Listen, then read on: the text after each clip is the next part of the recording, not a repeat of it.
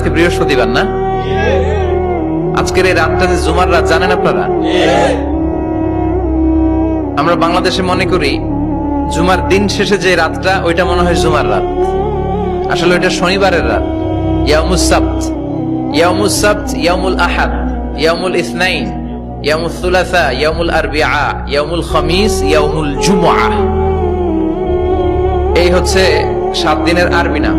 তা আজকে হচ্ছে ইয়াউমুল খামিস। এদিনে বিশ্বনবী রোজা রাখতেন। সোমবার, বৃহস্পতিবার সুযোগ হলে রোজা রাখবেন। যারা রোজা রাখবে তাদের জন্য ইন দ্য ডে অফ জাজমেন্টে আল্লাহ স্পেশাল একটা গেট বানাবে জান্নাতে ঢোকার জন্য। ওইটার নাম হচ্ছে রাইয়ান। মান দাখালাহু লাম ইয়াজমা আবাদা। একবার who can enter within this door he will never be thirsty again. একবার যে দরজা দিয়ে জান্নাতে ঢুকতে পারবে আজীবনের জন্য তার গলার তৃষ্ণা মিটে যাবে। আজকে বৃহস্পতিবার না? আজকের এই রাতটা যে জুমার রাত জানেন আপনারা? আমরা বাংলাদেশে মনে করি জুমার দিন শেষে যে রাতটা ওইটা মনে হয় জুমার রাত, আসলে ওইটা শনিবারের রাত।